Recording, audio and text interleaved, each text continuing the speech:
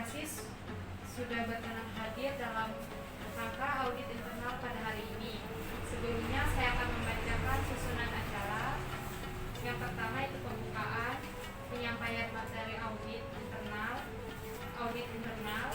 rekomendasi dan kesepakatan, dan yang terakhir yaitu penutup. Tanpa berlama-lama lagi, kita buka acara pertemuan audit internal hari ini. Yang pertama kita akan mendengarkan penyampaian materi audit internal oleh Bapak Akad Eskeltinas. Terima kasih kepada pembawa acara yang sudah mempersilahkan kepada kita untuk memulai acara kita pada kesempatan pagi hari ini. Yang kami hormati Bapak Ibu, teman sejawat di Puskesmas Barimba, yang kami hormati Ketua Pokja Upaya Kesehatan Perseorangan Puskesmas Barimba, Ibu Wakil Ketua Manajemen Mutu, serta penanggung jawab ruangan-ruangan layanan yang ada di dalam gedung Puskesmas Barimba.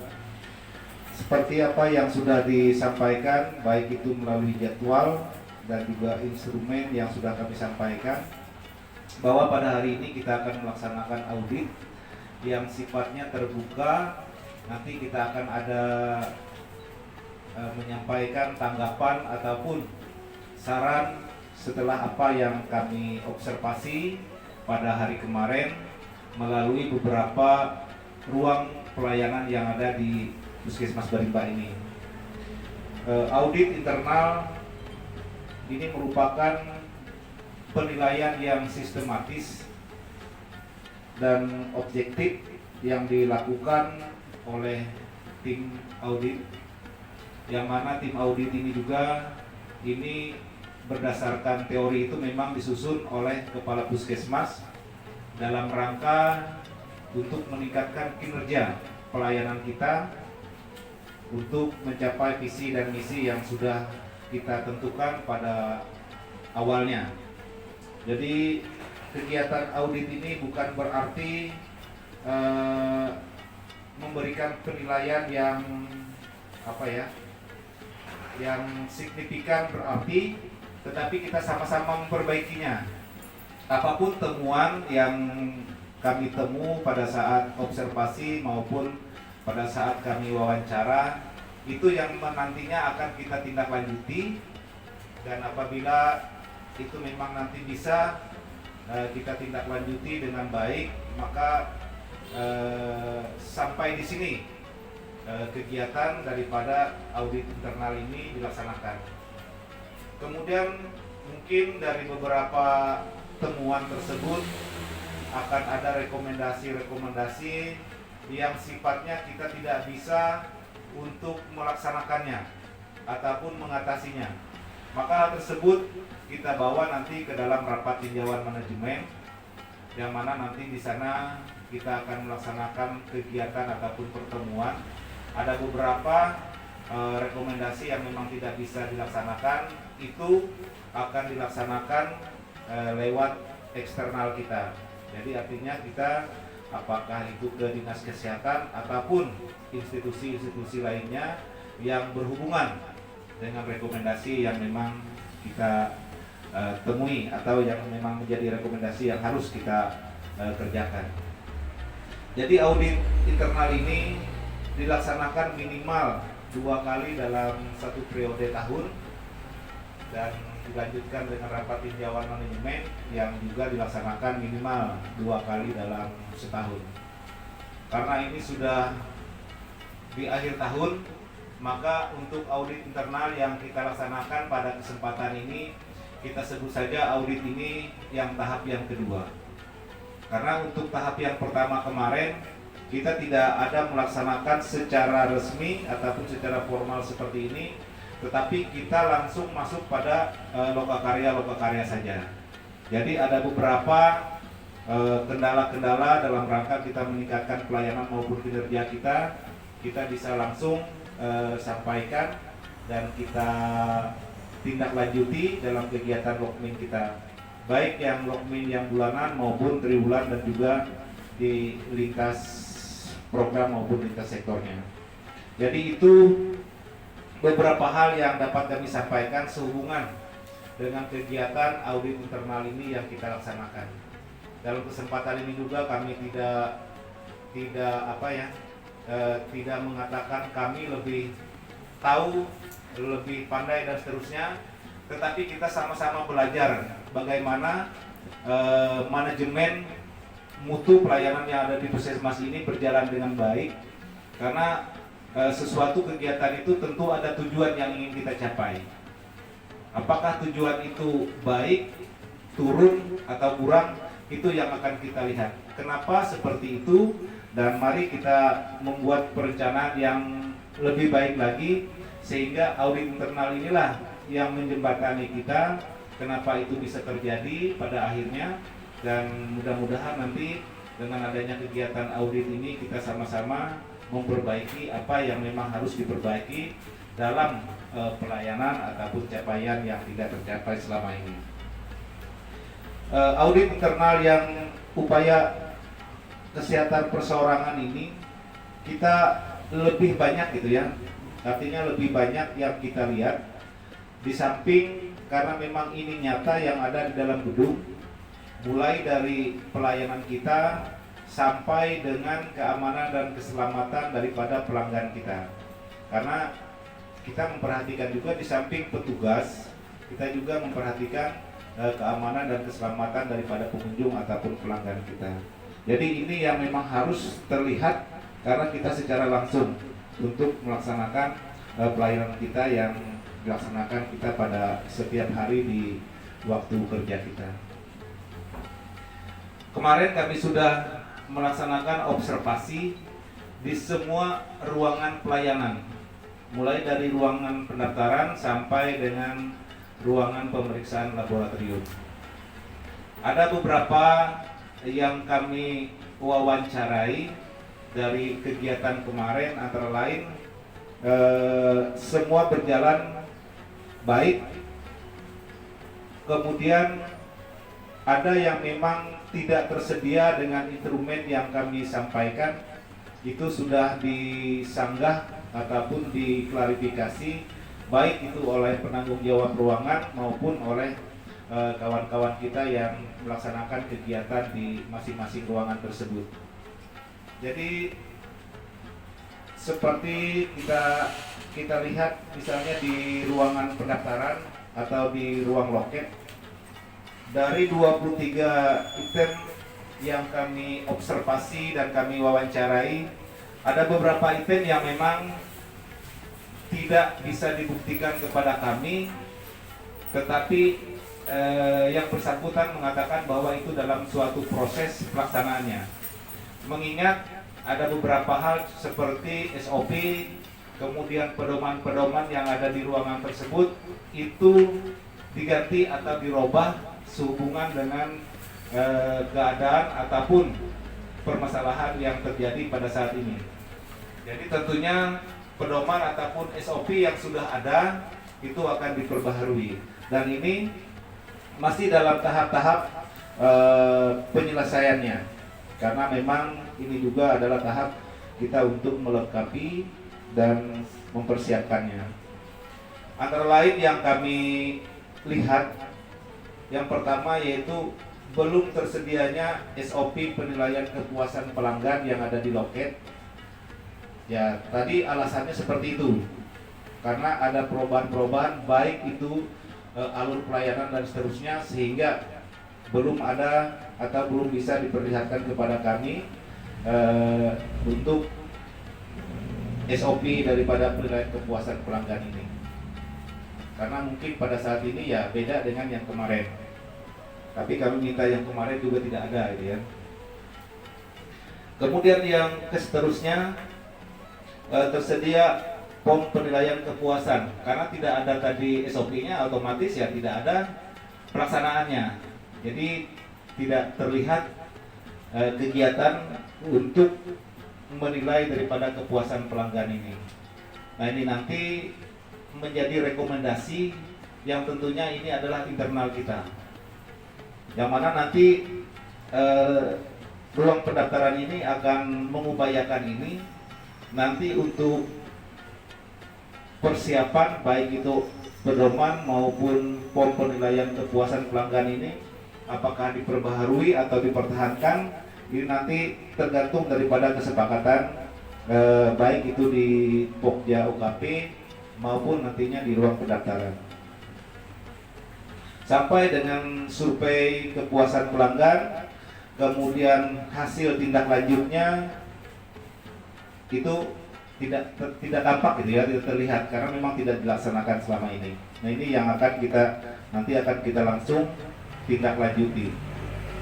Kemudian yang selanjutnya tidak tersedia media informasi kepada pengunjung kita.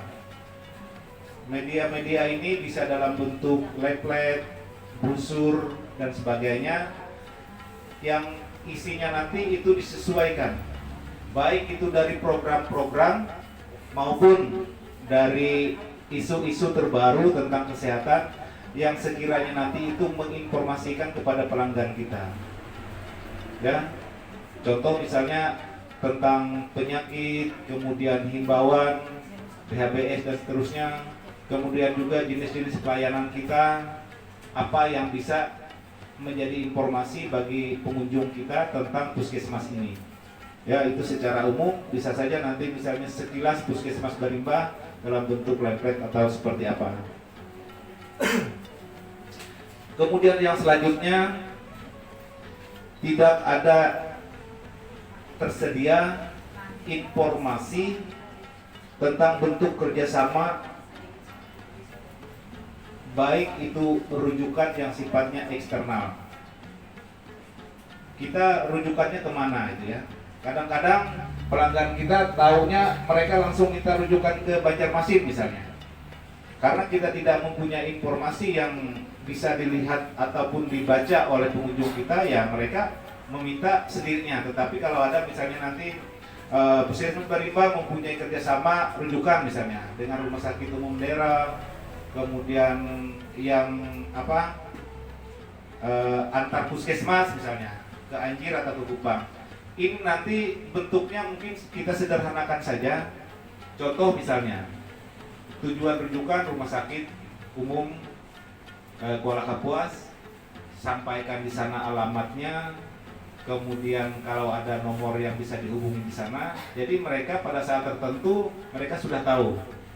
Jadi itu. Jadi ada beberapa tempat rujukan yang memang tempat kita melaksanakan kerjasama. Jadi ada MOU-nya untuk kegiatan rujukan ini. Jadi nanti pengunjung kita tidak bisa semaunya itu ya, ingin ke sana, ingin ke mana itu ya. Jadi cukup nama tempat rujukannya, kemudian alamatnya di mana, kemudian nomor handphonenya yang bisa untuk dihubungi gitu ya, untuk minta informasi lebih lanjut. Kemudian juga misalnya untuk kita di Dinas Kesehatan ada PSG misalnya, seperti itu untuk hal-hal yang sifatnya darurat dan seterusnya. Walaupun kita punya UGD, tetapi kita juga perlu untuk yang di lebih ketingkatannya gitu ya. Kemudian yang selanjutnya belum terlihatnya bukti gitu ya,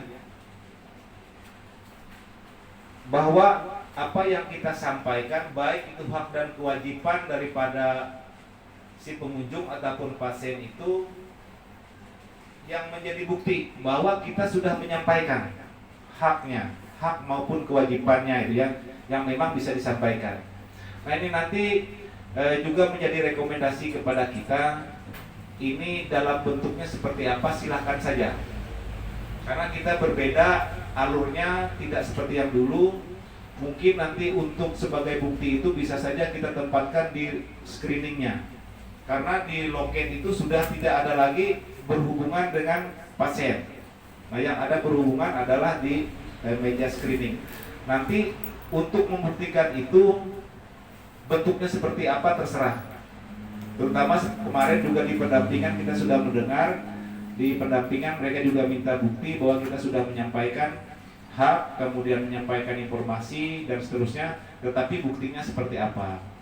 Nah, kemarin kita terserah nanti di pedoman ataupun di SOP-nya siapa-siapa yang menerima informasi tersebut, apakah pasien baru dan seterusnya, itu silahkan dilengkapi di SOP sebagai bahan kita. Jadi tidak semua pengunjung yang ada di puskesmas ini kita buktikan gitu ya.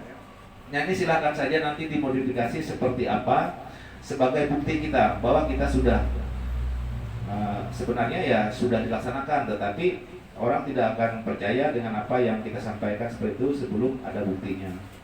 Kemudian tidak terdapatnya persyaratan kompetensi, kemudian pola ketenagaan, kesesuaian persyaratan sebagai rekam medik. Jadi kalau menurut Permenkes itu sebuah puskesmas itu harus memiliki minimal 1 tenaga rekam medis seperti itu. Nah hal-hal inilah tadi yang nanti menjadi rekomendasi kita ke eksternalnya. Nanti ini apakah nanti dari Pokja Admin yang membuat seperti usulan ataupun permintaan, apakah nanti dari tim Pokja UKAPI ini yang menyampaikan atau mengonsepnya seperti apa. Nanti ini akan dikonsulkan. Dan ini juga nanti akan bersamaan karena kita juga banyak ketenagaan yang memang tidak ada. Kemudian juga rehabilitasi dan perbaikan bangunan ataupun tata geraha kita yang sifatnya keluar. Nanti itu bisa saja dalam satu surat, tetapi dalam lampirannya 1 ketenagaan, 2 sarana dan prasarana, 3 alat, kemudian apa yang memang kita perlukan di sini gitu ya. Jadi lampiran seperti itu, tapi suratnya 1 saja. Ya. Kemudian yang selanjutnya tidak tersedia SOP koordinasi dan komunikasi dengan unit lain. Ya, unit lain misalnya baik itu yang keluar maupun yang ke dalam. Jadi misalnya satu dengan alur gitu ya. Jadi menyatu dengan alur, bahwa ada komunikasi di sana dengan unit-unit yang lain. Misalnya dari loket dia nanti akan ke unit mana, ada bentuknya gitu ya. Baik itu yang tampak pada alur dan ini yang akan kita benahi secara bersama-sama nanti. Kemudian yang selanjutnya,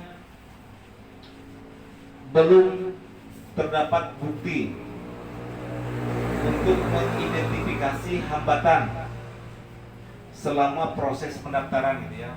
Selama ini kita sering mendengar bahwa di loket itu mengeluh, misalnya pasien tidak membawa kartu berobat, tidak membawa BPJS, hanya seperti itu saja yang kita dengar, hambatannya seperti itu. Tetapi ini belum ada buktinya gitu ya. Jadi nanti alangkah baiknya ini dibuat dalam bentuk buku misalnya. Tuan A pada saat ini tidak membawa KTP, identitas yang memang diperlukan gitu ya. Nanti tinggal diceklis saja, tidak usah ditulis itu. Tetapi dia buat kolom-kolom, nomor 1 nama, alamatnya di mana, kendalanya untuk pencarian misalnya rekam medisnya, karena tidak ada membawa BPJS-nya. Jadi kita tidak tahu statusnya apa gitu ya. Nah ini salah satu hal ataupun identifikasi kita yang selama ini memang kita abaikan gitu ya. Tetapi ini sangat mengganggu gitu ya proses daripada nanti antri mereka.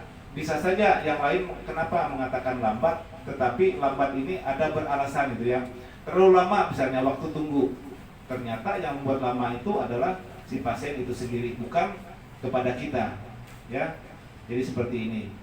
Kenapa menjadi lambat? Karena kita mencari-cari tadi, identitasnya susah, mencari di rekam medis tidak ada sehingga waktunya terpakai banyak. Kemudian ini sama ya, tidak ada bukti ataupun catatan tindak lanjut dari untuk mengatasi hambatan tadi. Nah, ini nanti kalau memang ini sudah jalan, otomatis ada tindak lanjutnya. Jadi misalnya dia tidak membawa kartu, tindak lanjutnya apa? Apakah dia harus menunggu antrian yang paling terakhir? Apakah dia harus denda dan sebagainya? Itu tergantung nanti kesepakatan. Misalnya untuk kunjungan yang lain tidak membawa, dia harus menjadi kepesertaan umum misalnya. Dia berbayar dan seterusnya. Nah seperti itu untuk tindak lanjutnya. Atau untuk pertama kita sosialisasi dulu, sampaikan bahwa untuk berkunjung ke puskesmas ini harus membawa ini dan seterusnya. Nah, jadi itu beberapa observasi ataupun hasil wawancara kami yang kami anggap di ruang pendaftaran ini yang masih kurang menurut kami, karena memang ini merupakan salah satu capaian yang memang harus kita laksanakan nantinya. Harus tercapai dalam rangka kita memberikan pelayanan tadi sesuai dengan tujuan ataupun visi misi yang sudah kita susun bersama. Yang selanjutnya kita ke ruang laboratorium. Laboratorium ini hampir semua baik, hanya ada beberapa yang memang terkendala tidak dari kita tetapi ini memang dari luar. Contoh misalnya beberapa alat yang digunakan di sana itu belum ada kalibrasi, mikroskop misalnya, kemudian yang lain-lainnya. Kemudian yang kedua, di ruang laboratorium juga harus tersedia apar, karena di sana ada berbagai regen ataupun media-media yang bisa menyebabkan kebakaran, ya. Karena selama ini ya kita masih belum menyiapkan di sana apar. Jadi itu salah satu yang nanti juga menjadi rekomendasi kepada kita. Nanti silahkan diusulkan baik itu dalam bentuk tertulis maupun lisan kepada pimpinan, dan ini menjadi kewenangan untuk pimpinan bagaimana untuk apakah memang diadakan dan seterusnya, apakah ada antisipasi yang lain pengganti apar dan seterusnya, gitu ya. Kemudian tidak tersedia alat pemeriksaan darah rutin yang sesuai dengan standar. Sedangkan di list daripada pemeriksaan ini mereka ada di sana membuat listnya seperti itu. Misalnya pemeriksaan dan lain seterusnya. Ya, jadi ini tidak tersedia, tetapi di jenis-jenis layanan laboratorium di sana dicantumkan. Nanti bagaimana cara orang melihat itu dan dia ingin melakukan pemeriksaan itu tetapi tidak ada, gitu ya. Jadi hanya itu yang untuk laboratorium yang bisa kami lihat, yang bisa kami gali. Kemudian yang terakhir untuk laboratorium ini, kemarin karena limbah infeksiusnya itu di sana sangat banyak, gitu ya. Baik itu dalam bentuk cairan, apakah darah, apakah sputum dan seterusnya. Menurut hasil wawancara bahwa mereka hanya menyimpan itu di safety box. Kemudian safety box itu apabila sudah penuh ataupun ingin dibuang itu hanya ditempatkan di box yang ada di belakang gedung kita.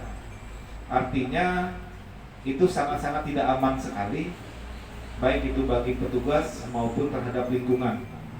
Karena cara penyimpanannya disamakan seperti sampah ataupun limbah yang lainnya, gitu ya. Sedangkan itu sangat membahayakan, gitu ya. Infeksiusnya lebih tinggi. Jadi sebelum disimpan di sana mungkin ada perlakuan-perlakuan. Nah, ini nanti silahkan di ruangan laboratorium itu membuat seperti SOP juga. Bagaimana mereka pengendalian ataupun cara pembuangan daripada limbahnya itu sendiri. Darah perlakuannya seperti apa, sputum diperlakukan seperti apa, misalnya dibuat lisol, kemudian apalagi, gitu ya, sehingga dinyatakan bahwa dalam pot itu sputum itu sudah tidak bisa menginfeksi lagi, gitu ya. Nah itu, jadi itu beberapa hal yang mungkin perlu ditekankan untuk ruang laboratorium. Kemudian kita lanjut ke ruang pemeriksaan gigi dan mulut. Ini yang ada hanya jenis-jenis pelayanan yang secara umum di puskesmas. Tetapi yang di ruangan itu sendiri kita belum melihat adanya jenis-jenis pelayanan yang bisa dilakukan oleh petugas yang ada di ruang pemeriksa gigi dan mulut. Contohnya, misalnya pada saat ini mereka hanya bisa melakukan pencabutan gigi. Gigi apa misalnya, gigi susu dan seterusnya. Kemudian apakah mereka bisa melakukan penambalan dan sebagainya. Ini harus ada terlihat, gitu ya. Baik itu dalam bentuk print out ataupun dalam bentuk tempelan, gitu ya. sehingga pelanggan kita tahu dan kita juga punya koridor untuk melaksanakan kegiatan yang ada di sana. Jadi silakan saja, selama ini yang dilaksanakan oleh ruang pemeriksaan gigi itu apa-apa saja. Kalau memang sudah didelegasikan, sebutkan juga pendelegasikannya, yang didelegasikannya apa-apa. Nanti supaya mudah.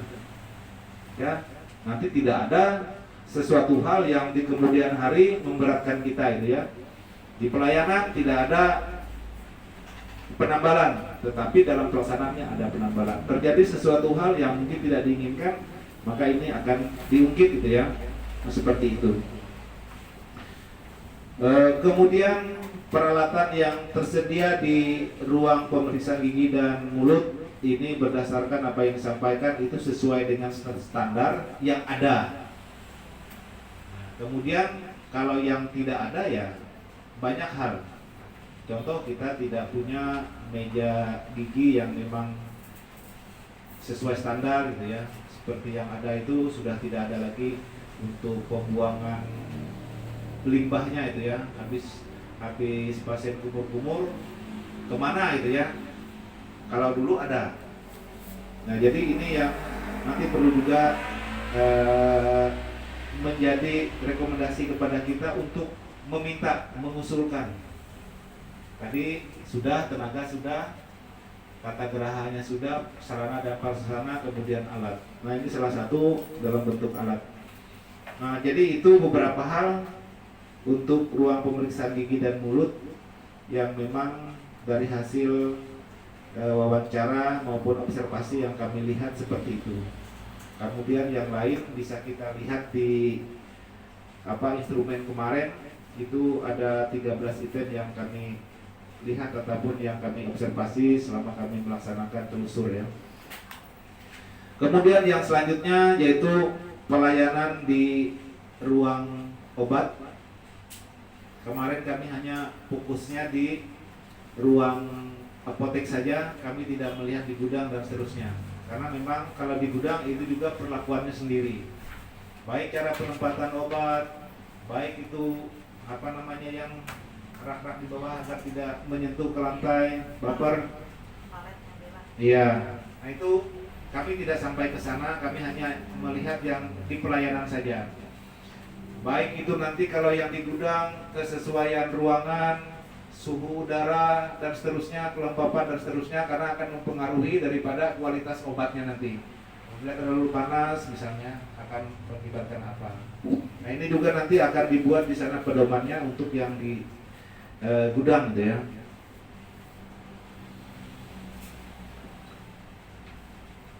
Ini hampir semua ada di ruang pelayanan obat. Jadi ada 14 item ini, semua centangnya bagus gitu ya.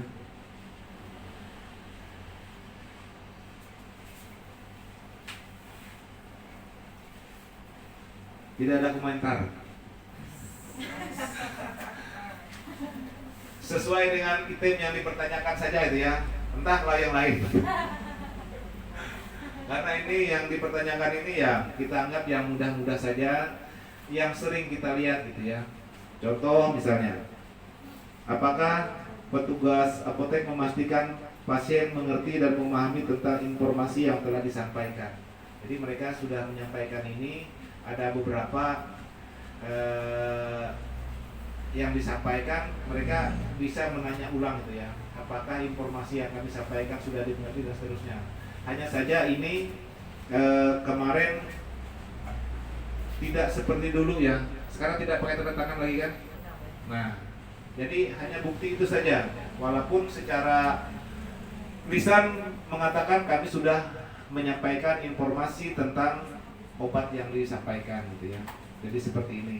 Hanya saja kalau dulu kita ada di lembar resep itu ada tanda tangan bahwa di sana manfaatnya adalah dia benar orang, benar alamat, benar dosis dan seterusnya gitu ya, dan benar informasi yang kita sampaikan baru dia tanda tangan.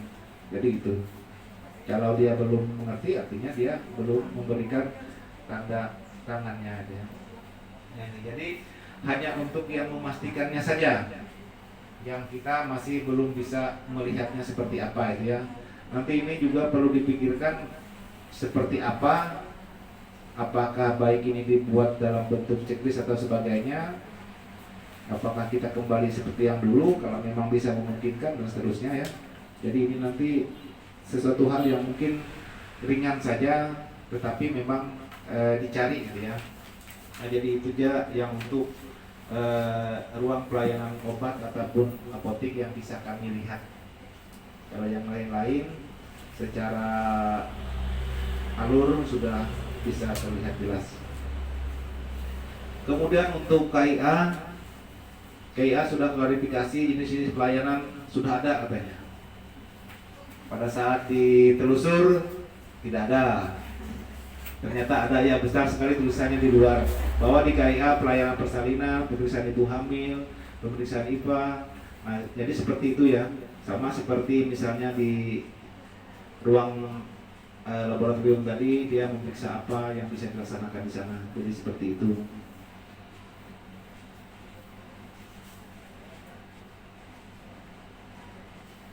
Kemudian juga petugas menyarankan untuk pemeriksaan penunjang. Misalnya kepada ibu hamil harus diperiksa apanya, apakah hemoglobinnya dan seterusnya ada ya. Ini sudah dilaksanakan. Kemudian yang terakhir yaitu petugas mencatat kasus korban tindak kekerasan terhadap perempuan dan anak di buku register. Hanya itu yang nanti bisa dibuat buku registernya. Walaupun sangat jarang sekali tapi ada, itu aja.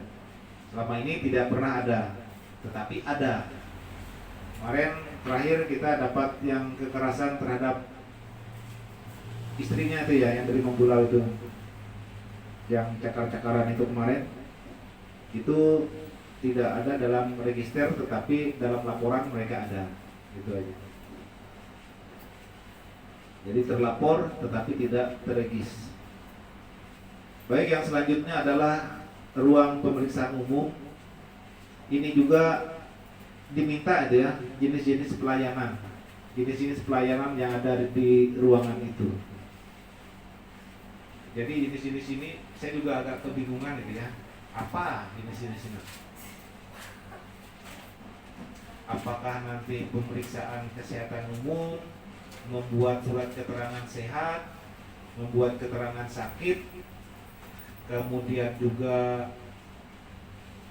apa ya, memberikan penyuluhan, memberikan rujukan internal misalnya. Mungkin seperti itu saja yang sekiranya di sana yang umum saja itu ya. Kalau pemeriksaan misalnya radiologi tidak ada itu kan, hanya seperti itu. Jadi kita yang seperti itu saja. Hanya kita sebagai antisipasi karena memang diminta itu ya. Selain jenis-jenis pelayanan yang induk, kalau yang induk puskesmas ya jenis pelayanannya adalah pemeriksaan gigi dan mulut, pemeriksaan umum gitu kan. Tetapi ini yang diminta adalah pelayanan yang ada di ruangan kita gitu ya. Kemudian yang selanjutnya di sini juga informed consent ini, apakah ini yang mewawancarainya di ruang pemeriksaan umum atau langsung di ruang UGD? UGD aja ya. Jadi nanti hanya dibuat rujukan internal, kemudian yang melaksanakan informed consentnya itu di ruangan masing-masing. Kalau dia kita ke KIA yang akan melaksanakan ya. Jadi itu ya. Kemudian kalau yang lain saya rasa tidak ada. Kemudian yang juga yang perlu ini ya, karena kita punya alat semata wayang. Setelah ada ruang screening, di ruang pemeriksaan umum kosong. Contoh misalnya tensimeter tidak punya. Kalau kita perlu misalnya sewaktu-waktu kita susah. Pengukur suhu apa-apa itu ya. Jadi ini juga nanti diusulkan minta untuk di ruang pemeriksaan umum. Karena salah satu mungkin kita bisa saja minta gitu ya, diperiksa ulang misalnya. Kita tidak mungkin lagi membawa dia ke ruang screening. Jadi ini salah satu gitu ya, kelengkapan yang memang harus ada di sana. Kemudian yang untuk rekam medis atau status pasien, kita sudah format swab. Itu hanya dihimbau saja, nanti kalau memang seperti kemarin juga ada dilengkapi. Contoh misalnya dia pada saat di S-nya, di subjeknya, itu apa yang disampaikan itu bisa saja ditulis. Jadi misalnya ada penyerta-penyerta yang lain, bukan hanya singkat dan seperti itu ya, yang sudah-sudah. Kalau kita lihat hanya, kalau yang kemarin-kemarin kan apa yang ditulis dari loket saja, tidak ada tambahan-tambahan di sana untuk anamnesenya. Kalau yang lain-lain itu sudah baik. Kemudian untuk yang QA-nya saja, yang dari perawat mungkin tidak tertulis itu ya. Dan kita juga sudah jalan untuk rujukan internal kita ya. Kalau memang ada masalah-masalah yang lain, kita juga ada counseling, ada gizi, ada promosi kesehatan, nanti silahkan dibuat rujukan internalnya untuk hal-hal yang memang perlu seperti itu. Jadi di samping kita melaksanakan peran kerjasama kita juga sebagai yang profesional itu ya, kita sampaikan dulu yang memang profesinya, baru nanti kita yang mengcovernya itu ya. Itu yang untuk ruang pemeriksaan umum. Kemudian pelayanan UGD. Pelayanan UGD yang pertama adalah jenis-jenis pelayanan yang bisa dilayani di ruang UGD ini. Tentu tidak semua gitu ya. Nanti dibuat saja batasan-batasannya, ini yang tidak punya. Demikian juga karena UGD ini statusnya abal-abal, kita tidak tahu apakah ini UGD ataukah ruangan tindakan dan terusnya itu ya. Nanti silahkan saja yang masuk pada jenis tindakan yang bisa dilaksanakan oleh ruang tindakan ini apa. Yang termasuk dalam pelayanan UGD itu apa saja. Misalnya laka lantas kah atau apakah seperti itu ya. Kalau hal-hal yang lain mungkin kita tidak bisa yang lain. Misalnya tidak menerima triase kematian misalnya. Nah nanti itu. Kemudian yang kedua yang sangat-sangat besar pengaruhnya peralatan yang tersedia gitu ya. Kita di sini sangat-sangat kurang, sangat-sangat minimalis sekali. Bahkan daripada yang minimalis itu pun pas kita menggunakannya juga bisa dipakai enggak ini? Layak enggak itu ya? Lihat misalnya klaimnya saja di ujung-ujungnya sudah berubah warna gitu ya. Semakin tua warnanya, ada kuning-kuningnya gitu ya. Ini nanti. Kemudian yang selanjutnya sterilisasinya. Saya tidak tahu apakah itu sudah bisa digunakan, apakah tidak dan seterusnya. Nanti silahkan saja baik itu tim maupun penanggung jawab ruangan sendiri untuk klarifikasi.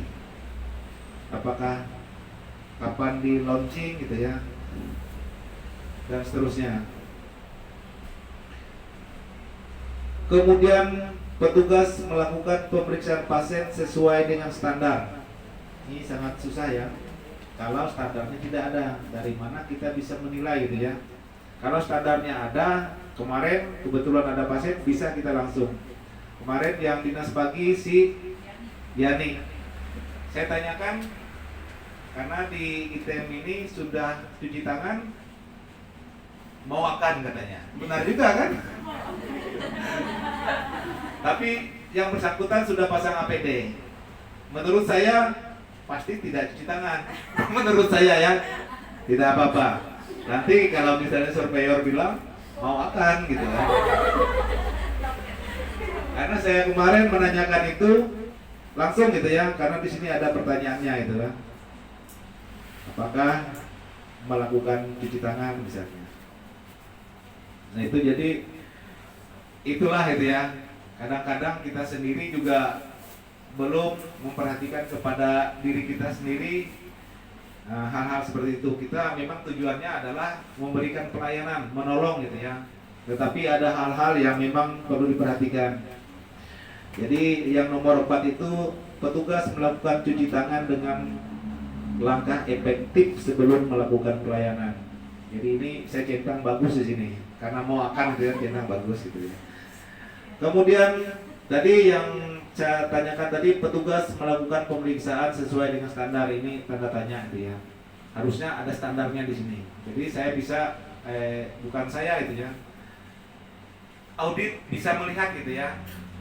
Silahkan untuk menangani gitu ya pasien sesuai dengan standar gitu ya. Tapi saya nggak bilang, saya hanya melihat. Jadi saya hanya membaca nanti list-listnya. Melayani pasien sesuai standar itu misalnya 1 apa, sudah nggak, 2 apa, 3 apa, dan seterusnya. Nah ini yang nanti banyak yang memang harus kita benahi gitu ya. Di samping SOP, di samping pedoman yang ada di ruang UGD ini seperti apa. Pedoman itu bukan SOP ya, beda dia. Kalau SOP itu hanya dalam suatu tindakan. Kalau ini menyeluruh nanti. Misalnya petugas yang ada di UGD datang pada pukul sekian gitu misalnya. Untuk shiftnya pagi sekian. Kemudian yang kedua shift pagi misalnya melakukan apa. Jadi seperti itu pedoman itu ya. Yang mengatur daripada ruangan ini gitu ya. Dulu ada kita masing-masing ruangan. Pedoman itu apa? Jadi setiap ruangan itu pasti berbeda perlakuannya, pedomannya pasti berbeda menurut apa yang memang disepakati oleh ruangan ini sebagai pedoman mereka untuk melaksanakan pelayanan ataupun kegiatan di ruangan ini.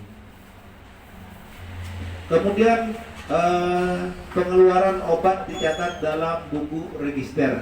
Di sini memang tidak punya register, mereka hanya punya apa namanya itu Bu Yemita? Nah, ini kalau kartu stok hanya sekilas saja gitu ya.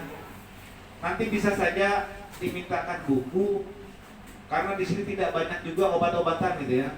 Obat-obatan tidak banyak. Supaya nanti ada hubungannya dengan ruang farmasi, apotek, supaya mereka tahu juga gitu ya. Pemakaian obat di bulan ini apa-apa saja, habisnya berapa. Jadi mereka juga sebagai bahan laporan mereka pada LPO nanti permintaannya juga itu ya. Karena mungkin obat-obat yang ada di UGD juga berbeda dengan obat-obatan yang umum. Nanti misalnya di sini hanya untuk misalnya menghentikan perdarahan, untuk penanganan shock anafilaktik dan seterusnya, kemudian anestesi.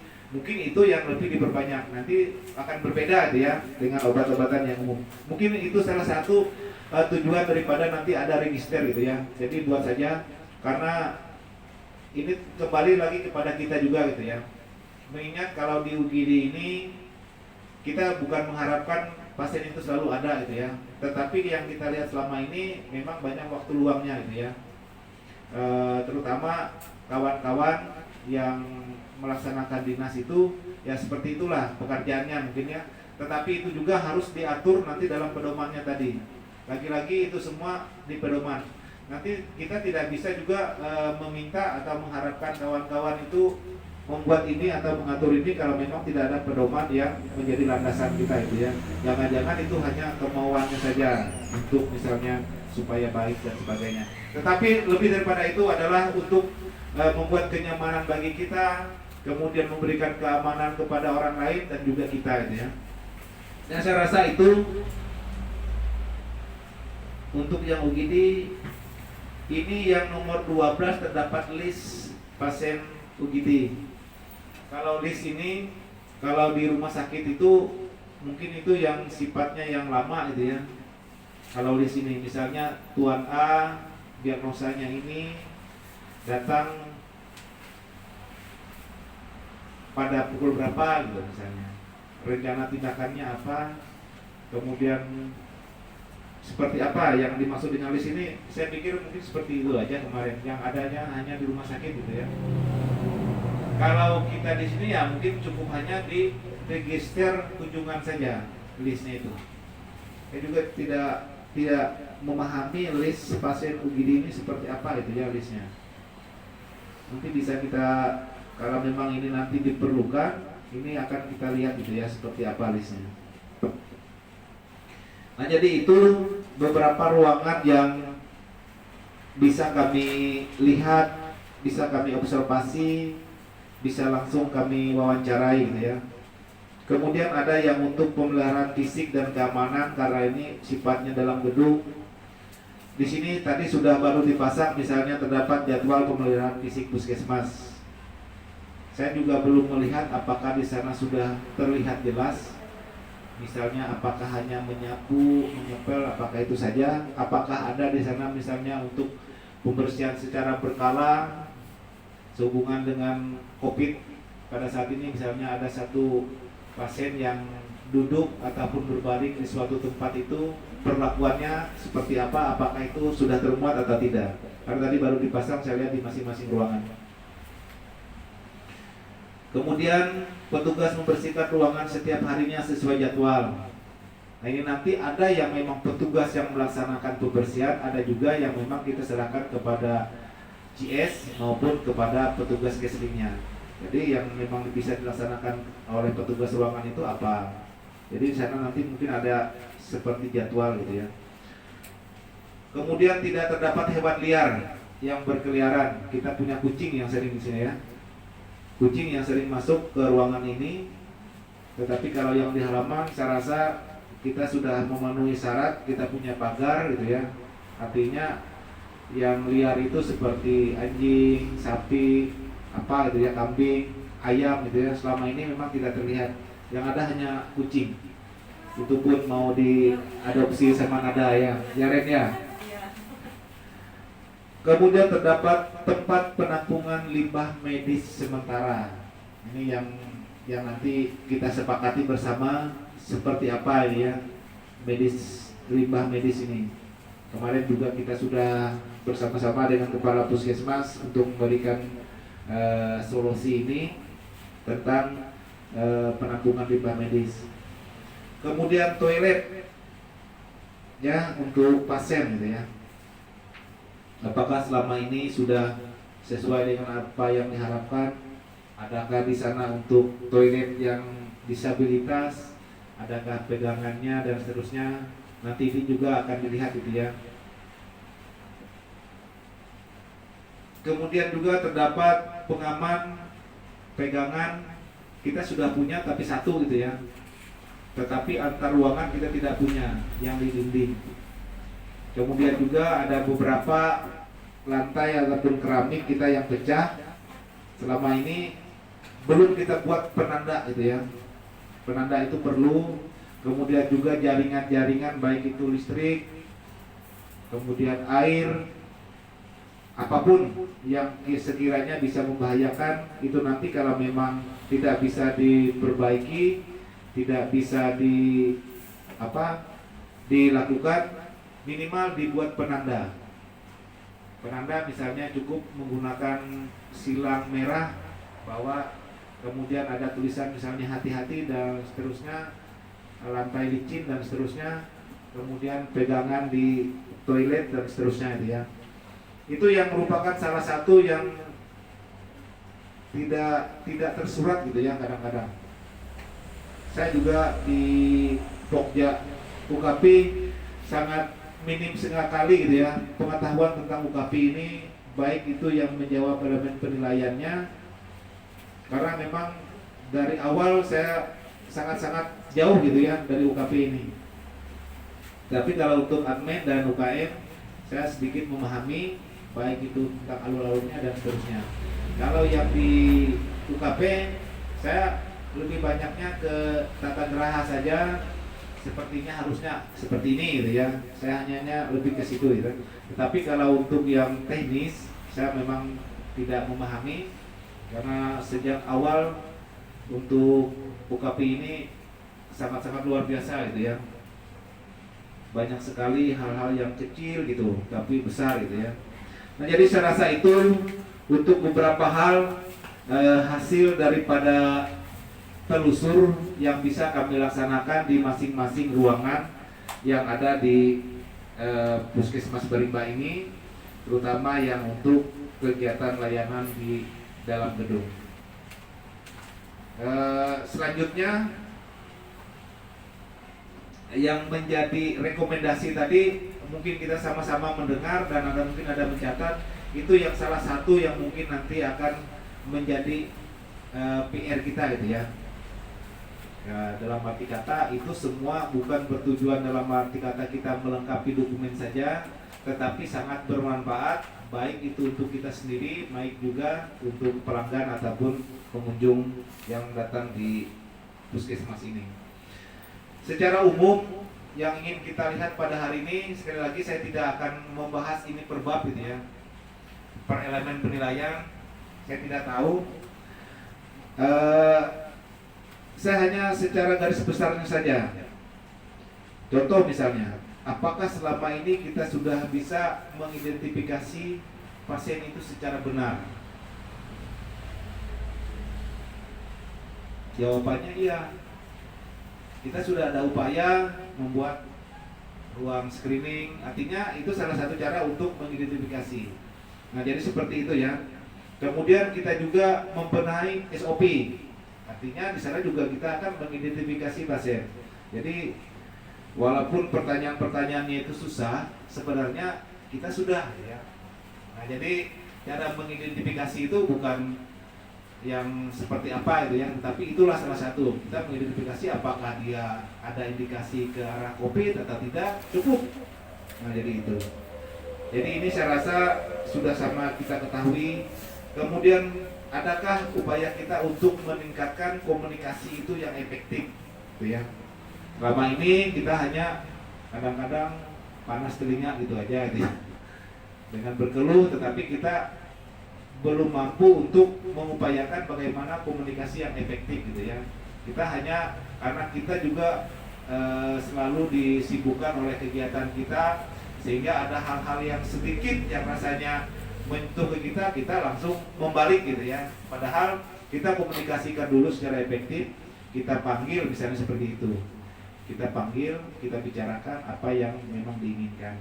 Jadi ini, nah untuk melihat ini juga, meningkatkan komunikasi ini bisa saja nanti kita misalnya buat di lembar kepuasan. Kalau di ruang obat ini lebih bisa di sana dibuat penyampaian informasi yang kita sampaikan itu apakah sudah bisa diterima dan seterusnya.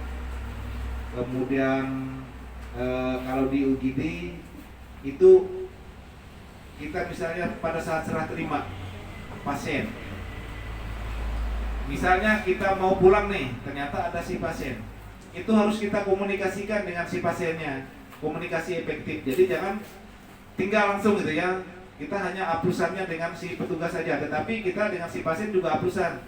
Bapak atau ibu, saya shiftnya sudah selesai. Yang akan melanjutkan perawatan ibu selama bapak dan ibu di UGD akan dilanjutkan oleh shift yang selanjutnya.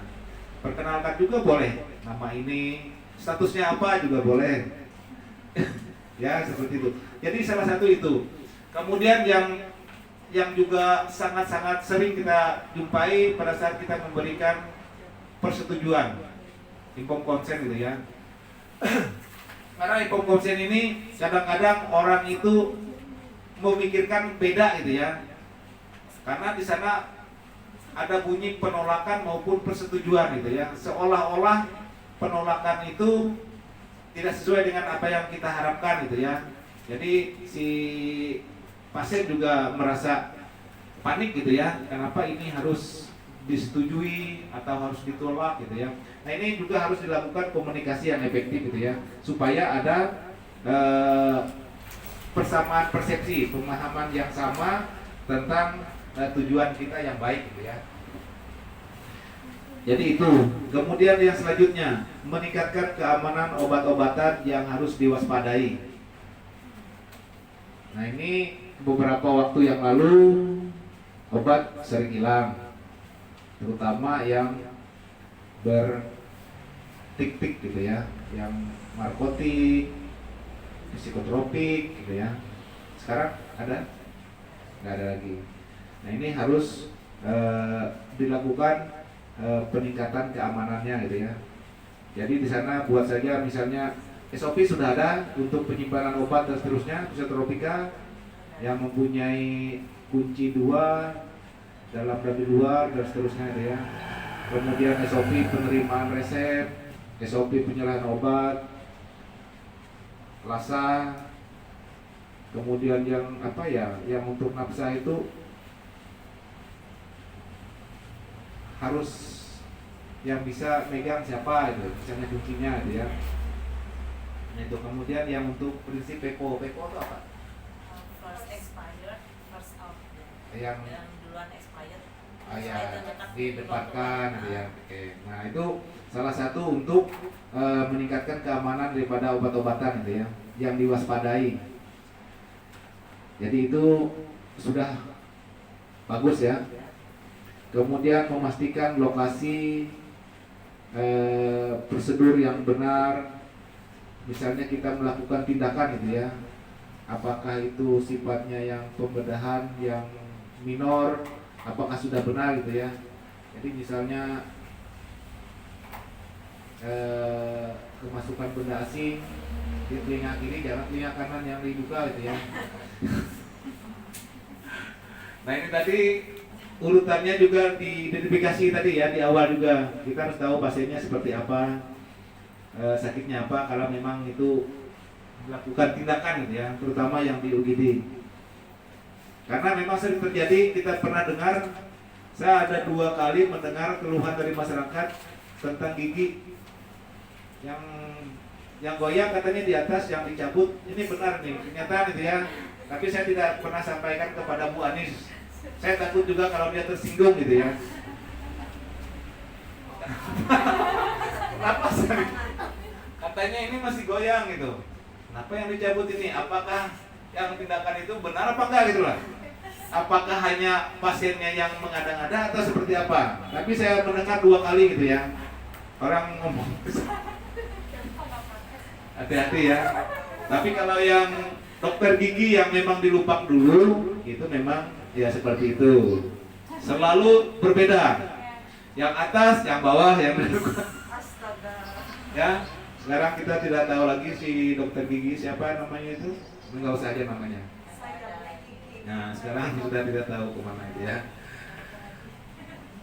Yang lebih penting lagi adalah mengurangi risiko infeksi akibat perawatan kesehatan. Yang melakukan tindakan lagi-lagi adalah di UGD. Tadi bagaimana supaya tidak terjadi infeksi itu ya, terutama adalah bagaimana petugas yang melaksanakan, bagaimana alat yang dilaksanakan, bagaimana keadaan si pasien yang diberikan tindakan dan seterusnya. Itu yang perlu diperhatikan ya. Jadi ini mengurangi risiko. Infeksi boleh terjadi tetapi jangan keterusan gitu ya. 1-2 kita belajar di sana, kita analisa. Nanti juga akan ada analisa di sana itu ya. Mungkin salah satu indikator tidak terjadi infeksi setelah dilakukan perawatan ini gitu ya. Mengurangi risiko cedera pasien. Kalau kita di sini mungkin tidak begitu ada itu ya. Yang sering terjadi misalnya di rumah sakit saja, tidak punya pasien bisa jatuh gitu ya. Kemudian lantainya licin dan seterusnya. Kalau kita di sini karena waktu bertemu juga pendek dan kita juga sudah memperhatikan dan seterusnya ya. Jadi saya rasa ini cukup baik saja untuk kita. Tetapi hal-hal seperti ini tidak juga kita remehkan gitu ya. Kemudian membangun kesadaran akan nilai keselamatan pasien. Kesadaran tadi ya seperti tadi, misalnya kita melihat ada sesuatu yang bisa mengganggu keselamatan pasien, itu segera ditindaklanjuti. Ya. Kemudian mengintegrasikan aktivitas pengelolaan risiko. Jadi diintegrasikan dengan lintas program maupun lintas ruangan ataupun lintas pokja yang lain, karena kita tidak mungkin bisa semuanya itu ya dalam rangka mengintegrasi aktivitas dalam pengelolaan risiko ini. Jadi itu kemudian melibatkan dan berkomunikasi dengan pasien seperti tadi ya. Ini hanya mengulang-ulang saja yang saya lihat. Yang kemudian kewaspadaan terhadap ini yang mungkin ke arahnya yang PPE ya. Nanti mungkin kalau dokter sudah mengikuti pertemuan nanti akan kita banyak pengetahuan gitu ya. Kewaspadaan transmisi melalui kontak, kemudian melalui droplet, kemudian yang melalui udara. Ini juga baik untuk kita, juga untuk si pasien tadi. Misalnya ada pasien yang tidak menggunakan masker, ya kita sarankan sekarang juga kita punya ya langsung dikasih. Kemudian kontaknya apa-apa saja yang kontak yang ini kita harus waspada itu ya. Jadi kalau misalnya dia duduk berdekatan ya kita juga sudah punya kursi pembatas, jangan segan-segan kita langsung mengatur gitu ya. Kemudian mengharapkan cuci tangan dan seterusnya. Kemudian yang dari udara dan seterusnya. Jadi itu ya. Nah kemudian yang selanjutnya tentang yang untuk yang standar itu ya, kewaspadaan standar, pengendalian lingkungan nanti silahkan saja direkomendasikan kepada petugasnya apa-apa saja yang mengenai lingkungan, apakah kualitas udara kita seperti apa di sini selama ini yang kita rasa, kemudian air, lingkungan, kemudian desain gitu ya, karena nanti hari Jumat di KIA akan didesain ulang gitu ya. Mungkin mereka sudah sampai ke sana itu merasa ruangannya seperti apa sehingga desainnya seperti apa. Tidak perlu bangunannya yang didesainnya, mungkin tata letaknya, tata ruangnya dan seterusnya. Nah itu kemudian yang lain-lain ya. Nanti ini bisa saja kita buat apa gitu ya, seperti list saja. Sekiranya nanti tidak menjadi pertanyaan bagi orang yang akan menilai kita gitu ya. Apakah selama ini kita merasa nyaman seperti ini, padahal dia sudah merasakan tidak nyaman gitu ya. Karena kita terbiasa ya nyaman, tetapi walaupun kita terbiasa, kalau memang itu rasanya janggal, dibuat saja listnya. Jadi ini yang nanti akan menjadi kendali bagi kita itu ya. Limbah ini yang memang sangat-sangat banyak sekali pengaruhnya. Kita juga di sini masih belum menyediakan kantong-kantong plastik gitu ya, yang sesuai dengan warnanya gitu ya. Ya, silakan bagi yang kontrak mempersiapkan diri ya, karena pukul 14 kita akan berperang. Jangan lupa penanganan COVID-nya lah, lebih banyak ke sana, bocoran aja itu. Kemudian pelaksanaan linen ini yang susah bagi kita. Ini linen juga karena ini sifatnya seperti ini, kita buat SOP saja. SOP seperti apa? Artinya yang tidak harus seperti apa ya, tidak menjadi batu sandungan juga bagi kita gitu ya. Jadi misalnya mencuci dengan ini, gunakan ini, tetapi ada. Kemudian limbahnya apa? Setelah dijemur diapakan? Apakah bergantungan seperti itu? Nanti kalau memang kita perlu misalnya ada tempat apa ya, terpaksa nanti kita mengusulkan misalnya ada lemari tempat ini dan seterusnya. Ada yang di atas standar itu gitu ya, karena sudah ada bagus kaitannya gitu ya, enak langsung. Nah, jadi seperti itu. Ini yang mungkin hal-hal, apakah ini ada termuat dalam elemen penilaian? Nggak ada. Ini lebih kepada mutunya saja, mutu pelayanan dalam rangka kita PPE tadi. Atau penanganan kita tapi karena kita di masalah kita Ya, hanya saja ini karena yang kita gunakan ini karena pandemi dan juga di UGD ini aja. Tetapi karena sudah ada, otomatis nanti orang akan mempertanyakan gimana penanganan linennya gitu ya. Nah, limbah, karena yang sekarang ini kan arahnya kan ke sana gitu ya. Yang arah-arahnya yang limbah, linen, habis pakai gitu kan. Itu yang memang nanti akan lebih banyak gitu ya. Kemudian ini juga tentang perlindungan kesehatan petugas. Perlindungan ya tadi menggunakan APD, kemudian juga pemeriksaan rapid misalnya kalau memang nanti ada, itu juga salah satu perlindungan bagi kita ya.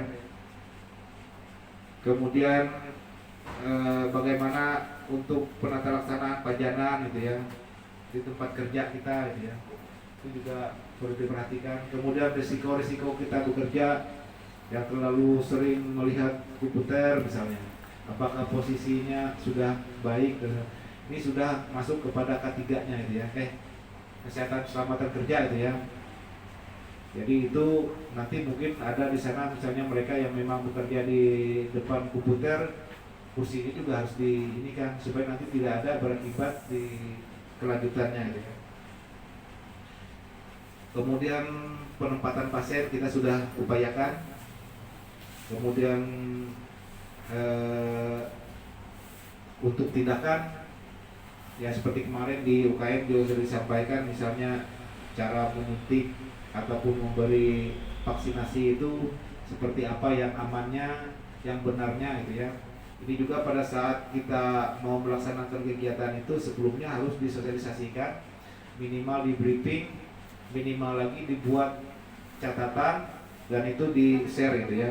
Misalnya imunisasi bias itu yang untuk kelas 1-nya pemberiannya apa, nah kemudian kemiringannya berapa derajat dan seterusnya. Ini tidak semua kawan-kawan tahu gitu ya. Saya sendiri juga karena ini kan ada berubah-ubah.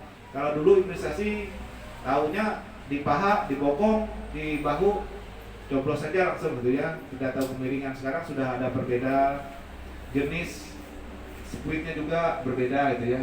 Jadi ini nanti yang hal-hal yang untuk keamanan dan keselamatan baik si pasien baik si kita juga ini perlu diperhatikan.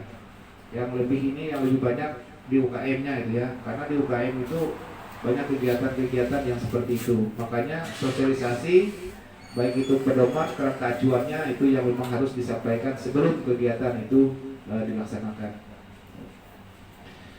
Saya rasa ini beberapa hal yang dapat kami gali melalui kegiatan audit internal, baik yang kami laksanakan secara langsung kemarin dan juga yang kita wawancarai pada saat ini sehubungan dengan PPI maupun keamanan dan keselamatan pasien yang mungkin nantinya lebih banyak gitu ya diprioritaskan karena memang kita bekerjanya ke sana gitu ya. Di samping terhadap petugas yang utamanya adalah kepada si pelanggan kita. Jadi saya rasa itu silahkan kalau ada yang ingin ditanggapi disampaikan kepada kami sehubungan dengan apa yang bisa kami lihat sebagai koreksi juga bagi kami kepada Pokja audit kepada Pokja UKP kami persilahkan, dan juga nanti mungkin ada dari wakil manajemen mutu yang juga ingin disampaikan ataupun dari ruangan-ruangan masing-masing yang ingin mengklarifikasi tentang audit yang kami laksanakan ini. Terima kasih.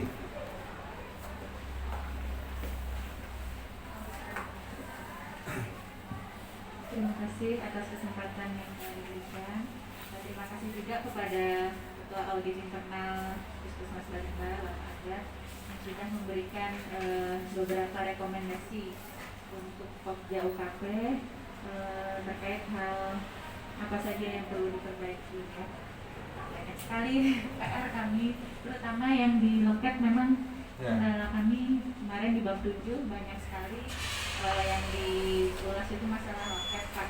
Banyak yang nggak berjalan lagi sejak 2019, banyak apa yang berhenti gitu Pak, kayak buku tadi kan buku informasi itu nggak jalan. Nah ini kami akan berusaha untuk melaksanakan kembali lagi dalam proses. Beberapa SOP juga banyak yang mau diperbaharui, sama-sama masih proses semua. Kemudian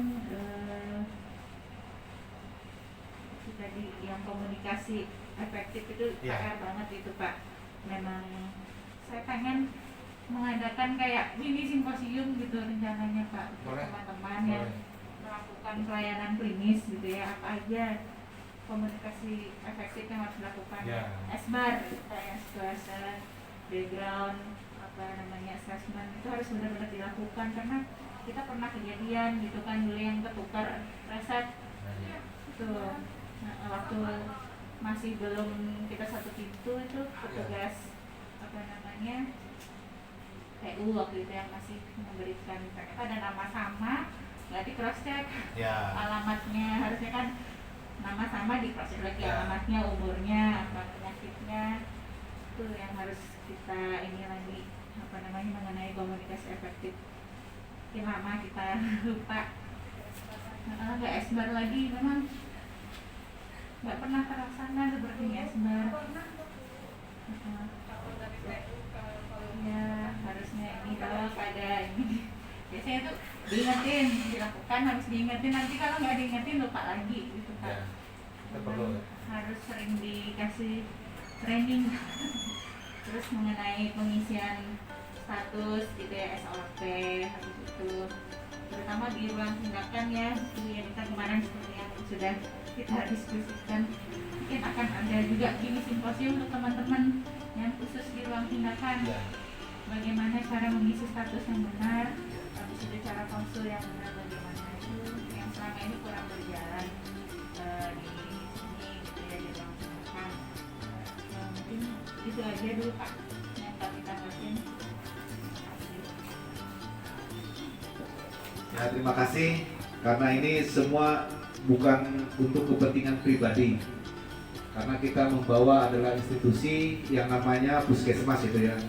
Tentu rekomendasi yang sudah ada ini bukan sesuatu yang mengada-ngada, tetapi ini yang bisa kita lihat gitu ya dengan kasat mata saja gitu ya.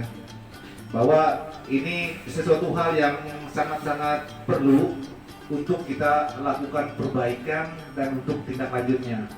Ya seperti apa yang diharapkan oleh Ketua Pokja UKAPI bahwa ini sangat-sangat benar sekali, yang mana nantinya tidak sekarang gitu ya, tetapi kita akan berupaya dalam hal-hal ini, terutama kita misalnya melakukan pertemuan gitu ya.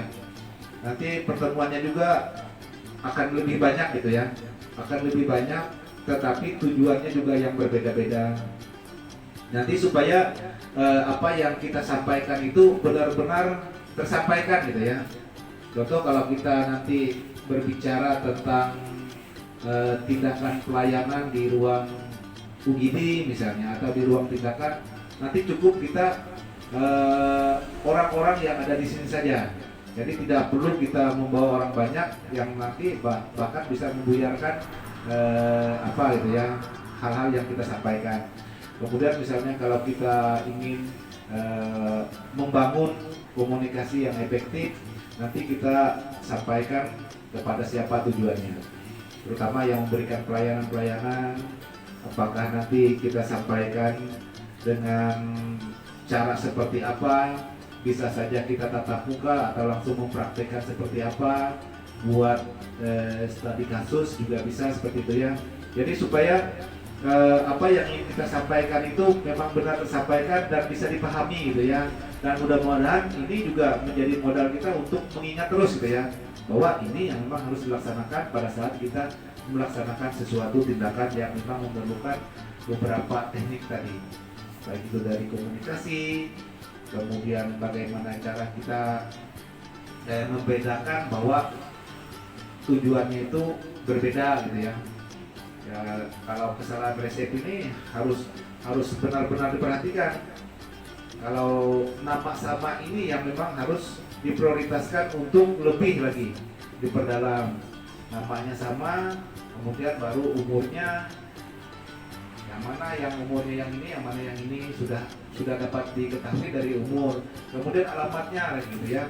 Jadi apa hal-hal yang apa, misalnya umurnya sama ya tanyakan alamat lagi, mungkin berbeda. Nah jadi itu ya, sehingga nanti hal-hal yang tidak kita inginkan itu tidak akan terjadi lagi. Jadi saya rasa itu mungkin pertemuan audit internal pada saat ini, kalau memang tidak ada yang kita diskusikan lagi, saya akhiri dan sekali lagi saya sampaikan ucapan terima kasih kepada kita semua. Semoga apa yang kita laksanakan kegiatan ini membuahkan sesuatu yang baik, tidak sekali lagi saya tekankan tidak untuk kepentingan pribadi dan tidak untuk membanggakan diri sendiri, tetapi inilah tugas dan tanggung jawab yang sudah dibebankan kepada kita masing-masing, kita bisa laksanakan. Dan akhir kata kami mohon maaf mungkin dalam kami memberikan pandangan, pendapat ataupun koreksi, rekomendasi tidak berkenan, kami mohon maaf dan terima kasih. Selamat siang dan salam Barigas. Selanjutnya kami serahkan kepada pembawa acara.